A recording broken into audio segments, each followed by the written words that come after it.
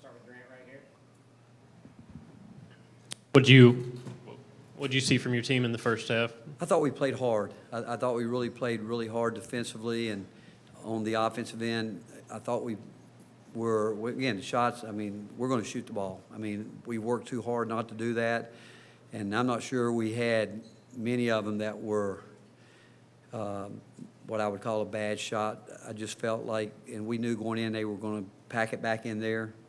We knew if we played inside out, that's what it would be, inside out. So we said, hey, if we're open, we're going to take it. Didn't get done what we wanted to get done on the offensive boards or the defensive boards on the way we grade out. We didn't get our number there.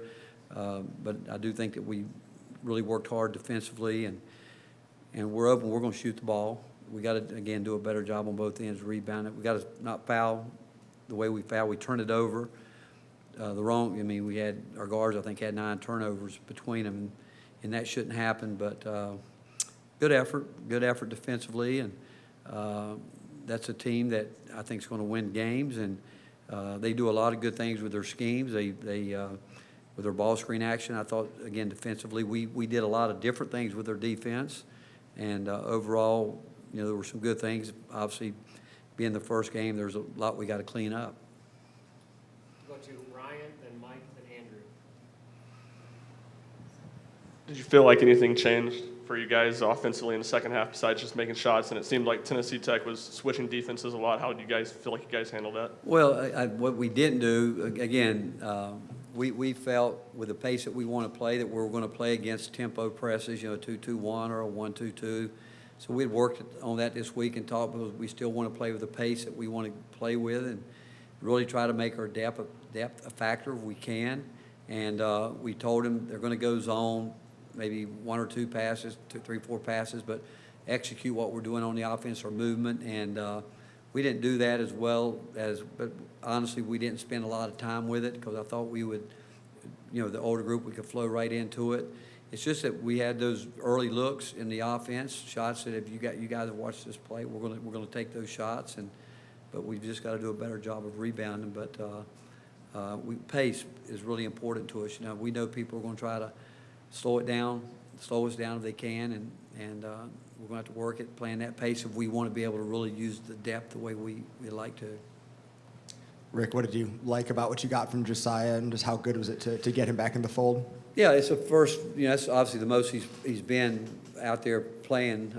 We've kept his reps down to a minimum. It's been more based on mileage in practice, but I thought, again, he did what I would expect from him, come out, get in the flow of the game, but being for the first time out there, he did some good things. I thought his cardio was probably a little bit better than I thought it would be, but we had a set number we were going to how much we we're going to play him tonight, and we took him up to there. Then we got him out, but I thought Joe, for the most part, did a really nice job.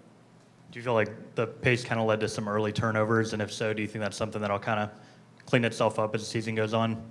I'm sorry? Sorry. Do you think the fast pace kind of led to some early turnovers? And if so, do you think? No, I don't. I think, again, I'll show them every time we turn it over is because we didn't do what we've practiced.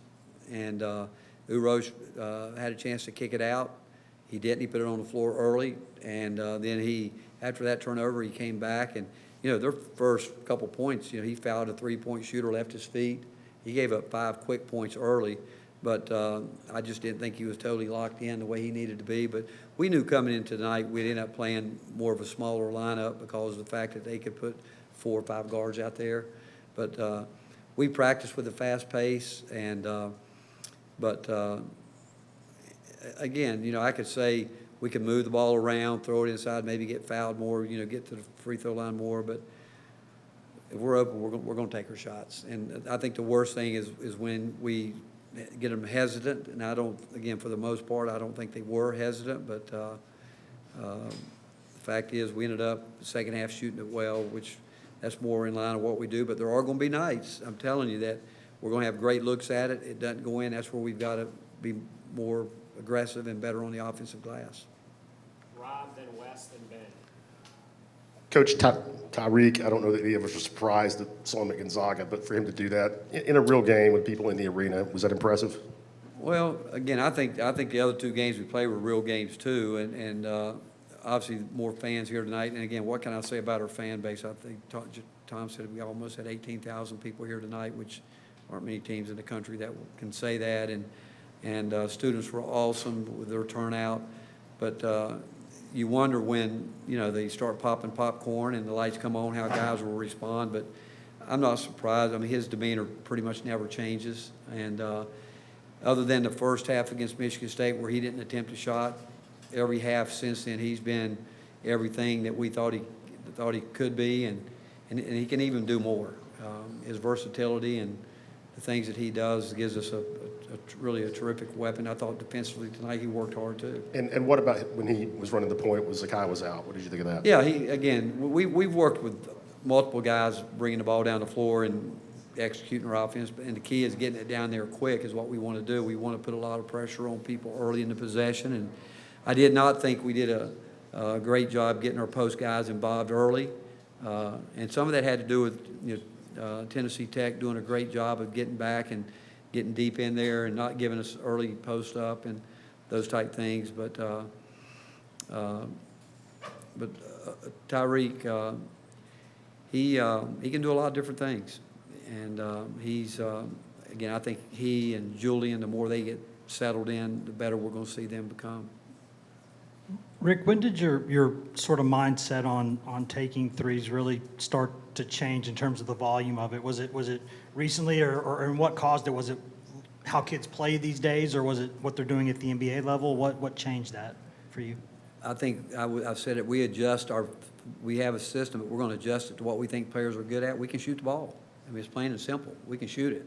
I mean, we stat every shot we take in practice. We stat every shot we take during vitamins. And, I mean, there was one time this year that Zakai made 49 straight threes from behind what we call our 4-point line. And we shoot it. And we work hard at it. And but the players are the reason they're the reason we're playing the way we're playing right now. They had us. Just watching them play, and it's up to us to give them confidence. I mean, not at one time. I can tell you, every time out tonight, I said it to them: keep taking your shots. If you're open, shoot the ball.